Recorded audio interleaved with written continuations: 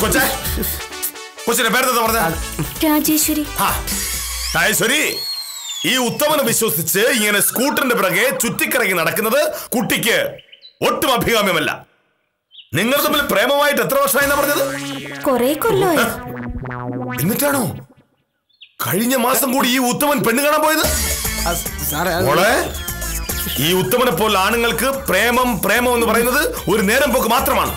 ഇവരെയൊക്കെ വിശ്വസിച്ച് കറങ്ങി നടന്നാൽ ഒടുവിൽ ദുഃഖിക്കേണ്ടി വരും. ഉത്തമൻ ചേട്ടൻ എനിക്ക് വിശ്വാസമാണ്.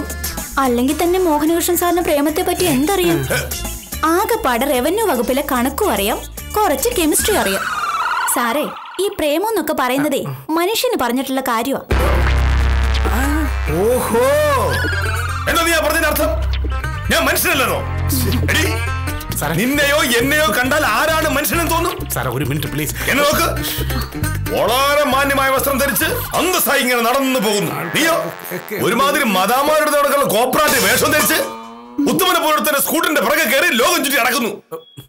നിന്നെ പോലുള്ള പെണ്ണുങ്ങൾ കാരണമാണ് നാട്ടിൽ സ്ത്രീ പീഡനവും പെൺവാണിഭവും നടക്കുന്നത്. ആണുങ്ങളെ വഴിതെറ്റിക്കാൻ നടക്കുന്ന നിന്നെയൊക്കെ ഇന്ത്യയിൽ നിന്ന് തന്നെ ഓടിക്കണം. അഹങ്കാരി. എല്ലാവർക്കും മോഹനകൃഷ്ണനെ പോലെ നിയന്ത്രണം ഉണ്ടായിരിക്കുന്നിരിക്കില്ല, പ്രത്യേകിച്ചും ഉത്തമനെ പോലുള്ളവർക്ക്.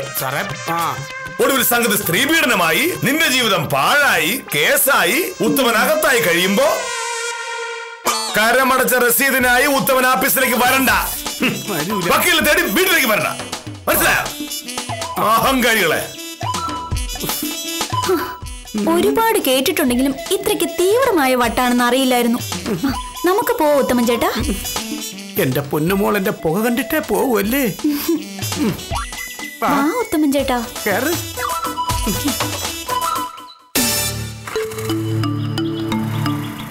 എന്റെ പ്രഭേ, ഞാൻ ഇങ്ങോട്ട് വരുന്ന വഴി ഹോസ്പിറ്റലിന്റെ അപ്പുറത്തെ വളവിൽ വെച്ച് ഒരാള് കൈ കാണിച്ചു. എന്തോ അത്യാവശ്യമാണെന്ന് കരുതി ഞാനൊന്ന് വണ്ടി നിർത്തി. ഉടനെ അയാൾ പറയുക ആ പോസ്റ്റ് ഓഫീസിന്റെ ഫ്രണ്ടിലൊന്ന് ഇറക്കാൻ. പറ്റില്ല എന്ന് ഞാൻ പറയുന്നതിന് മുമ്പ് ആൾ എന്റെ പുറകെ കയറിയിരുന്നു കഴിഞ്ഞു.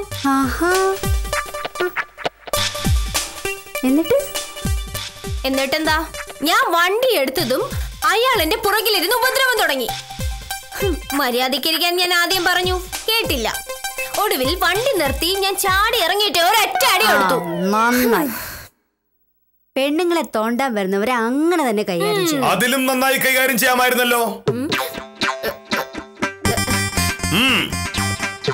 ഒന്നാമത്, അയാൾ കൈ കാണിച്ചപ്പോ നിർത്താതിരിക്കാമായിരുന്നു. രണ്ടാമത്, അയാൾ പിറകിൽ കയറിയപ്പോൾ ഇറക്കി വിടാമായിരുന്നു. അത് രണ്ടും ചെയ്യാത്തതാണ് കാഞ്ചന ചെയ്ത തെറ്റ്. പക്ഷേ സർ, ഒരു പക്ഷേയുമില്ല. പലപ്പോഴും പെൺകുട്ടികളുടെ ശ്രദ്ധക്കുറവ് കാരണമാണ് ഇതൊക്കെ ഉണ്ടാവുന്നത്. അത് പറഞ്ഞാൽ നിങ്ങളെന്നല്ല ഒരൊറ്റ പെണ്ണ് സമ്മതിക്കില്ല. ആണുങ്ങൾക്ക് ഞരമ്പിന്റെ അസുഖം ഉണ്ടെന്ന് കരുതി പെണ്ണുങ്ങൾ അവരുടെ സ്വാതന്ത്ര്യം വേണ്ടാന്ന് വെക്കുന്നു എന്ന് പറഞ്ഞാൽ നടക്കില്ല സാർ. ഓഹോ, നാട്ടിലെ പെണ്ണുങ്ങളെല്ലാം ഒരുപോലെയാണല്ലോ സംസാരിക്കുന്നത്. സാറെന്താ ഒന്നും പറയാത്തത്? ഇതിനൊക്കെ മറുപടി പറയാൻ മോഹനകൃഷ്ണന് മനസ്സില്ല. നിങ്ങളൊക്കെ ധിക്കാരികളായി നാട്ടിലിറങ്ങി നടന്നിട്ട് വഴിയെ പോകുന്ന അപകടങ്ങളെ ക്ഷണിച്ചു വരുത്തുന്നു. നോക്കോ, എന്തോന്നാലും പഠിക്കില്ല.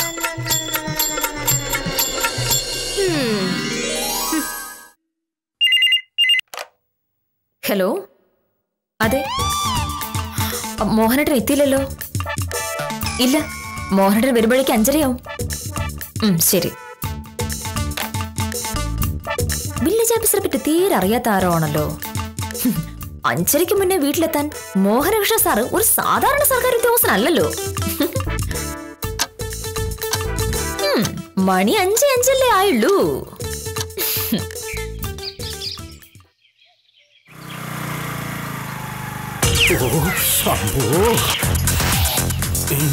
ഈശ്വരാ, അതാ വരുന്ന സാധനം. ഇനിയിപ്പം ഇങ്ങോട്ട് പോവാൻ അങ്ങോട്ട് പോകാനും പറ്റില്ല.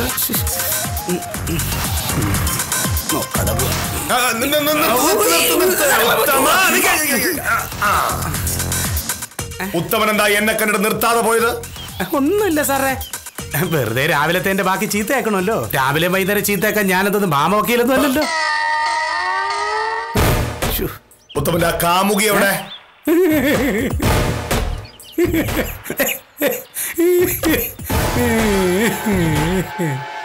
എന്താ ഈ ചിരിയുടെ അർത്ഥം? എനിക്ക് മനസ്സിലായി.